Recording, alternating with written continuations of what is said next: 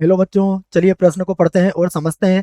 दो विद्यार्थियों रवि एवं हसीना द्वारा 10 टेस्टों में प्राप्तांकों को नीचे दर्शाया गया है, जबकि प्रत्येक टेस्ट 100 अंकों का है और हमें रवि और हसीना के अंक दिए गए हैं। हमें बताना है कौन ज्यादा बुद्धिमान है एवं कौन ज्यादा संगत है। तो प्रश्न को हल करने से पहले प्रश्न के लिए हम मुख्य अवधारणा लिख लेते हैं। तो प्रश्न की मुख्य अवधारणा देखिएगा आप, यहाँ पर लिखेंगे हम सबसे पहले मुख्य अवधारणा, जिसमें प्रश्न से संबंधित हम सूत्रों को लिखेंगे बच्चों। तो मुख्य अवधारणा देखो, इसमें सबसे पहले हम सूत्र लिखेंगे कि यदि हमें संगत बताना है या बुद्धिमान बताना है तो हमें पता होना चाहिए विचरण गुणांक का सूत्र। तो मैं विचरण गुणांक का सूत्र सबसे पहले लिखता हूं आपको, विचरण गुणांक। इस बात को लिख देता हूं मैं, विचरण गुणांक, इसे कहते हैं सीवी। तो विचरण गुणांक का जो सूत्र होता है वह होता है सिग्मा, और बटे में आएगा एक्स का बार और गुणा हो जाएगा 100 से। यह सूत्र होता है जहां जहां यदि आप जानना चाहते हो कि सिग्मा क्या है, तो सिग्मा को कहते हैं मानक विचलन। सिग्मा क्या होता है? मानक विचलन। और इसको ज्ञात करने का भी सूत्र होता है, वह सूत्र भी देख लीजिए आप। तो मानक विचलन बराबर होता है वर्गमूल के अंदर ये होता है समेसन डी आई का वर्ग बटा एन, और माइनस समेसन डी आई बटा एन और पूरे का वर्ग। और भी सूत्र होते हैं लेकिन इस सूत्र का प्रयोग हम यहाँ पर करेंगे। तो अब आप समझ गए कि ये डी आई क्या है, तो हम इसकी भी बात करेंगे। जहाँ डी आई है वो क्या है? विचलन है। उसको मैं एक सूत्र से समझाता हूँ। उसके पहले मैं एक्स बार का भी सूत्र लिख देता हूँ। एक्स बार का सूत्र बनेगा ए प्लस समेसन डी आई बटा एन। दोनों सूत्र लिख दिया मैंने जहां। अब आप एक बार और जहां लिखूंगा मैं, और यहां पर मैं आपको बताऊंगा कि ये जो डी आई है ये हमें कैसे मिलेगा। ये हमें मिलेगा एक्स आई माइनस ए की सहायता से, और ए हमारा एक्स आई में से कोई भी चुना गया मान होगा, जिसे कल्पित माध्य हम लोग कहते हैं। तो यह मैंने प्रश्न से संबंधित सारे सूत्र हम आपको लिख दिए हैं। सबसे पहले हम रवि के लिए इसको हल करेंगे, उसके बाद हसीना के लिए हल करेंगे। तो सबसे पहले मैं रवि के लिए इसको हल करता हूं बच्चों। तो मैं लिख देता हूं रवि के लिए, यहां पर लिख लेते हैं हम रवि के लिए। तो हम इसको रवि के लिए हल करते हैं। तो रवि के देखो, अब सबसे पहले तो अंक लिख लेंगे। रवि के हमारे क्या क्या अंक दिए गए हैं? वो एक साई के मान होंगे हमारे। तो एक साई के मान, तो रवि के लिए हमारे पास है 25, उसके बाद है 50, उसके बाद है 45, 45 के बाद है 30, 30 के बाद है 70, 70 के बाद है 42। ये दिए गए मान ही लिख रहा हूँ बच्चों में। उसके बाद 36, उसके बाद है 48। 10 अंक गिन लेना बच्चों, है ना, ये 10 टेस्ट हुए हैं। तो 35 और उसके बाद 60।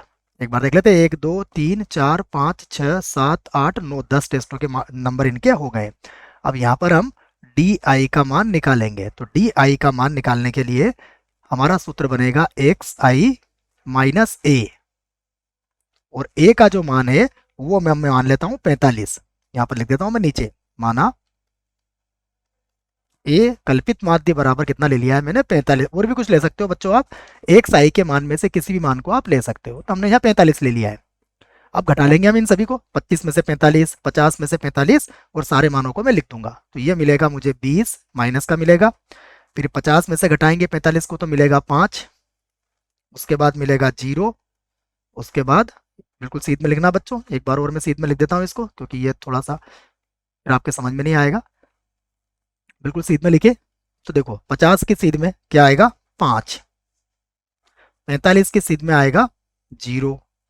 30 की सीध में आएगा माइनस का 15। 70 की सीध में आएगा 25। उसके बाद 42 की सीध में आएगा माइनस का 3। उसके बाद 36 के सामने लिखोगे आप माइनस का 9। फिर 48 के सामने लिखोगे आप प्लस का 3। घटाना है 45 को आपको इसमें से। फिर 35 के सामने माइनस का 10, 10 ही बचेगा।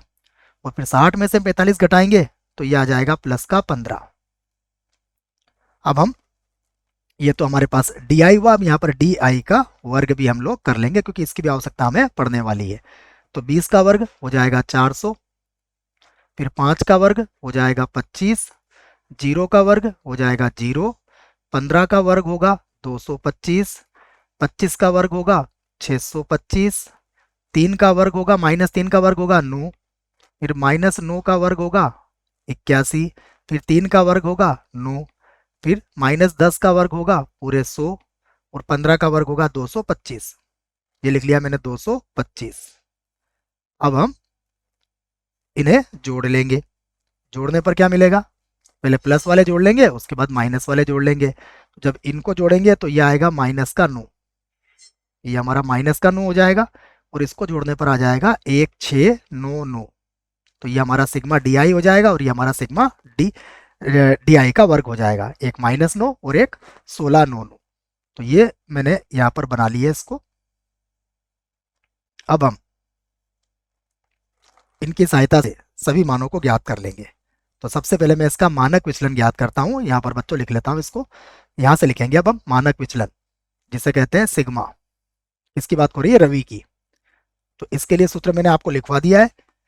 सबसे पहले सिग्मा डी आई का वर्ग कितना है, 1699, और बटा प्रेक्षणों कितने हैं हमारे पास, 10 प्रेक्षण है, माइनस कोष्टक में कितना आएगा, अब सिग्मा डी आई ये कितना है, -9, तो ये हो जाएगा -9, और बटे में आ जाएगा 10, और यहाँ पूरे का क्या हो जाएगा, वर्ग हो जाएगा। ये सूत्र मैंने आपको लिखवा दिया है। तो फिर से लिखेंगे मानक विचलन बराबर, इसे हल कर लेंगे। तो देखो ये हो जाएगा 169.9, और माइनस यहाँ से अगर इसको हल करेंगे तो देखो 9 का वर्ग कितना हो जाएगा, या इसको 0.9 कर लीजिए तो ये 8-9 हो जाएगा। तो 0.89 हो जाएगा ये। 8-9 नहीं बच्चों, 9 का बड़ा 9 बार बोलेंगे तो 81 आएगा, है ना, 8-1 होगा ये लिख लिया मैंने इसको 8-1। तो यहाँ पर लिख लेते हैं हम 8-1। ये आ गया समझ में आपको। अब यहाँ से घटा लेते हैं इसको, तो सिग्मा बराबर होगा, देखो इसको घटाएंगे तो ये बचेगा 169 और 0.9 बच जाएगा बच्चों, क्योंकि ये 81 को घटाना, इधर 90 है हमारा, तो ये 0.9 हो जाएगा। अब भाग विधि से हम इसका वर्गमूल ज्ञात कर सकते हैं। तो ये हो जाएगा लगभग 13.003। तो ये हमारा रवि के लिए क्या निकला है, मानक विचलन निकला है। अब हम रवि के लिए माध्य निकालेंगे। तो माध्य का सूत्र भी हमने लिख लिया है। माध्य बराबर क्या लिखा है हमने, ए प्लस उसके बाद समेसन डी आई बटा एन, यही सूत्र लिखा है। तो इस सूत्र में भी मान रख देते हैं हम यहाँ पर। देखो तो x बराबर, ए का मान कितना माना था हमने, ए का मान था हमारे पास 45, प्लस डी आई कितना है, ये डी आई हमारे पास -9 है, तो यहाँ लिख देंगे -9, बटे में आ जाएगा 10, इसको भाग लगा देंगे तो ये आ जाएगा हमारे पास 44 और 0.1 के बराबर। ये हमारा x बार भी बच्चों हमने ज्ञात कर लिया है। अब हमें चाहिए इसका CV। तो अब हम इसका CV ज्ञात करते हैं। CV ज्ञात करने का सूत्र भी आपको लिखवा दिया है। CV ज्ञात करने का सूत्र क्या है, सिग्मा बटा x बार, और गुणा में कितना होता है, पूरे 100। तो लिख लेते हैं इसको। देखिए सिग्मा कितना आया था, 1, 3, और उसके बाद दशमलव, दशमलव को यहाँ लिख देता हूँ बच्चों में, ये यहाँ लिख देते हैं हम दशमलव, और ये हो जाएगा 003, 003, गुणा हो गया यहाँ पर 100 का, और भाग लग जाएगा 44.1 का। 100 से गुणा करके हम इसको भाग लगा देंगे, तो भाग लगाने के बाद ये हो जाएगा 29.48, और इसे हम बना देंगे समीकरण 1। और अब हम निकालेंगे हसीना के लिए। इस बात को हम लिख लेंगे हसीना के लिए, यहां से लिख लेते हैं हम हसीना। हसीना, हसीना की मात्रा को बच्चों दोबारा लिख लेते हैं, एक बार और लिखेंगे यहाँ पर हसीना, और हसीना के लिए भी वही काम करेंगे हम। तो लिख लेंगे बच्चों हम इसको,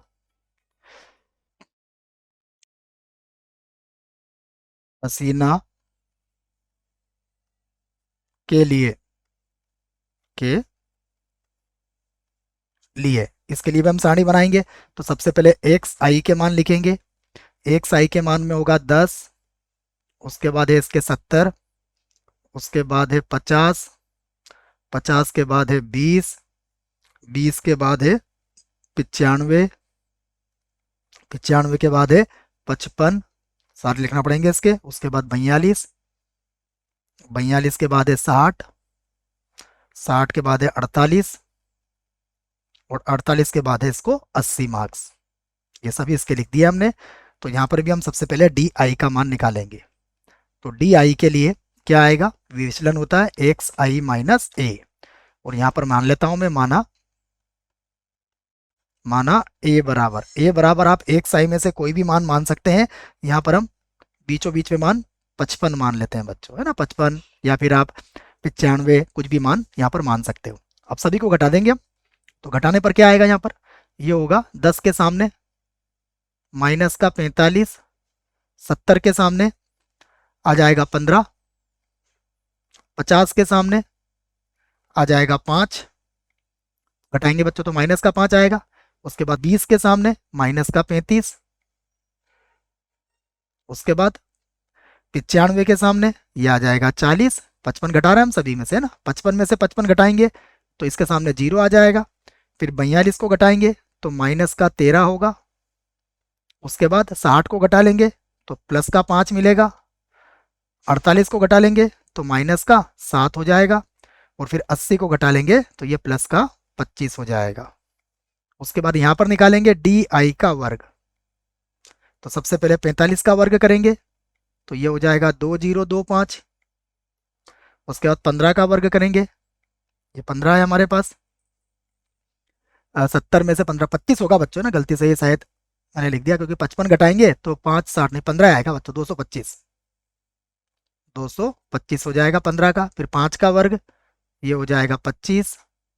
35 का वर्ग, 35 का वर्ग हो जाएगा 1225, 1225। 40 का वर्ग, ये हो जाएगा 1600, सामने लिखना है आपको। 0 का वर्ग 0 हो जाएगा। 13 का वर्ग हो जाएगा 169। 5 का वर्ग हो जाएगा 25, और उसके बाद 7 का वर्ग हो जाएगा 49, और 25 का वर्ग हो जाएगा 625। ये लिख दिया मैंने 625।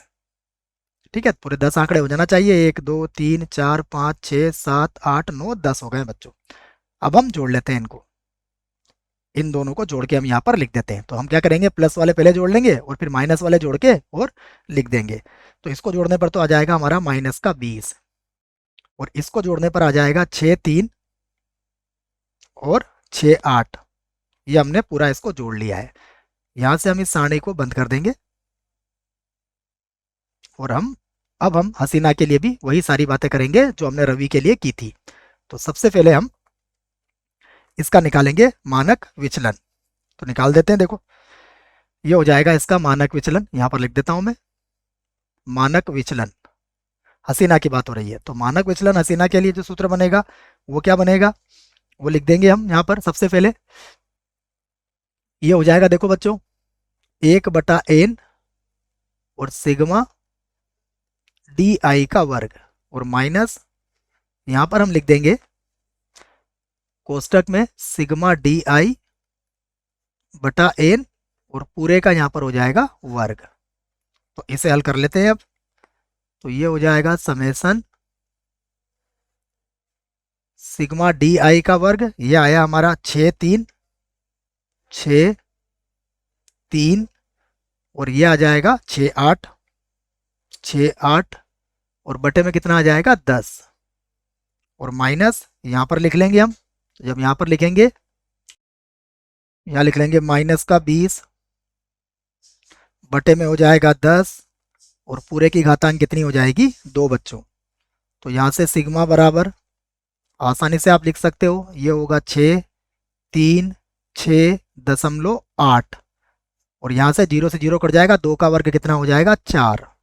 तो फिर से लिखोगे आप सिग्मा बराबर, इसको घटा लीजिए, तो ये हो जाएगा 6, 4 घटाओगे तो 632 हो जाएगा ये, तो 632.8 आ जाएगा। और उसके बाद जब हम इसका वर्गमूल निकालेंगे तो इसका वर्गमूल लगभग आ जाएगा बच्चों 25.2। ये हमारे पास सिग्मा आ गया। अब हम यहाँ पर एक्स बार का मान भी ज्ञात करेंगे। तो एक्स बार किसके लिए? हसीना के लिए। तो यहाँ पर देखिए ए का मान कितना माना है हमने? ए का मान है 55 प्लस सिग्मा डी आई कितना आया हमारे पास? ये आया -20 और बटे में कितना आ जाएगा? 10। 0 से 0 कट जाएगा तो ये कितना होगा? ये हो जाएगा 53। उसके बाद अब हम हसीना के लिए सीवी निकालेंगे। तो यहाँ पर लिख देता हूं मैं सीवी। सीवी का सूत्र भी आपको याद है, ये होता है सिग्मा बटा एक्स बार और गुणा कितना होगा? 100 से। तो मान रख देंगे हम। सिग्मा हमने कितना निकाला है? ये निकाला है 25.2। एक्स बार कितना है? ये है 53 और गुणा किससे हो जाएगा? 100 से। इसको भी हम हल कर सकते हैं। तो 25 को 100 से गुणा करेंगे और 53 से भाग लगाएंगे तो ये आ जाएगा 47 दशमलव आ जाएगा 55 और इसे बना देंगे हम समीकरण 2। अब समीकरण नंबर 1 और 2 में आप देखें तो किसका सीवी अधिक है? जिसका सीवी अधिक होगा उसमें बिखराव ज्यादा होगा, इस बात को हमें याद रखना है। यहां हम देखेंगे अब कि समीकरण 1 व 2 से, समीकरण 1 व 2 से रवि का सीवी, रवि का विचरण गुणांक कम है हसीना का सीवी अर्थात विचरण गुणांक से। तो इसलिए रवि अधिक बुद्धिमान, हम लिख लेते हैं इसको बुद्धिमान, और बुद्धिमान को बच्चों एक बार और लिख लेते हैं। ये समझ में आ गया होगा आपको कि यहाँ पर हम बात कर रहे हैं कि देखो जिसका सीवी कम होता है वो अधिक बुद्धिमान और सुसंगत भी होगा। तो रवि अधिक बुद्धिमान तथा सुसंगत है, सुसंगत है। जिसका सीवी, हमें पता है कि जिसका सीवी कम होता है उसमें ज़्यादा स्थिरता होती है, अतः वो अधिक स्थिर होता है। इस आधार पर हम कहते हैं कि वह अधिक सुसंगत होता है और अधिक बुद्धिमान भी रवि ही है। आशा करता हूं बच्चों आपको इस प्रश्न का उत्तर समझ में आया होगा। धन्यवाद।